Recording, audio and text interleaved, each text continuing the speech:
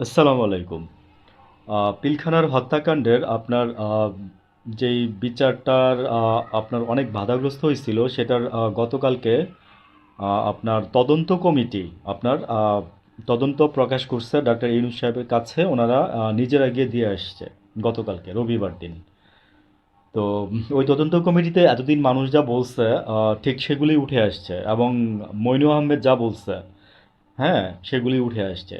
তো কি বলছে ভাই, আমি এখানে আমার শর্টস ভিডিও তো আমি বলতে পারবো না, আপনারা দেখে নিয়েন, জেনে নিয়েন।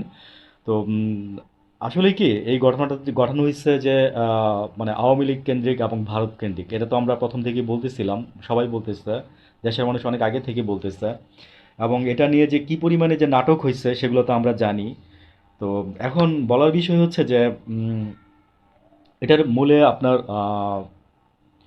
শেখ হাসিনা ওতপ্রোতভাবে জড়িত। এবং ইনু আপনার এবং মঈন আহমেদ বলছে একটা জায়গায় যে ওনাকে জিজ্ঞেস করা হয়েছিল যে আপনি তাহলে ওনার অবাধ্য অমান্য করে, আপনি তো সেনাপ্রধান ছিলেন, অবাধ্য অমান্য করে কেন আপনি অ্যাকশন চালালেন না? হ্যাঁ, তো উনি বলছে যে আমার ওইখানে আসলে যদি আমি এটা করতাম তাহলে ভারতের সৈন্যরা মানে ঢুকাই দিত আর কি, ঢুকাই দেওয়ার কথা ছিল, এরকম একটা কথা উনি বলছে। তো সবগুলোই তদন্ত রিপোর্টে আছে ভাই, আমার কোনো বানানোর কথা না। আপনারা দেখে নিতে পারেন চাইলেই।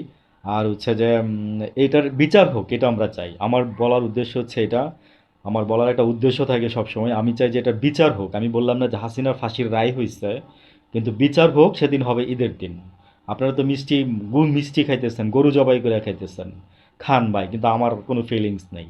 আর এটারও ভাই পিলখানার হত্যাকাণ্ড, আমি বললাম না যে বাংলাদেশের মানুষের কাছে ঋণী থাকবেন যদি এই পিলখানার হত্যাকাণ্ডের বিচারটা না করতে পারেন আপনারা, ঠিক আছে? এই জাতির কাছে ঋণী থাকবেন আপনারা। তো বললাম না যে 57 জন অফিসার মেরে ফেলছেন আপনারা, চৌকস অফিসার। এটার উৎপত্তি কোত্থেকে হচ্ছে জানেন?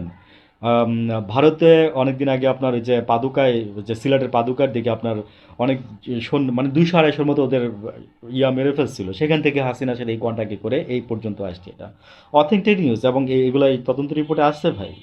মানুষ যা বলছে এতদিন আছে। এবং this credit goes to the Ilias Hossain, ঠিক আছে?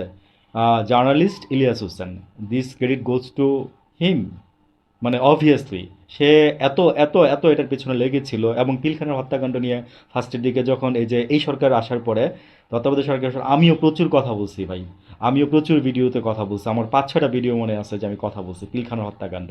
তো আমার কাছে এই পিলখানার হত্যাকাণ্ডের সাথে শাপলা চত্বর এবং মনে করেন যে এই যে সাগররুনির হত্যাকাণ্ড, ঠিক আছে, আমি এই দুইটা জিনিস দেখতে, এবং সালমান শাহ।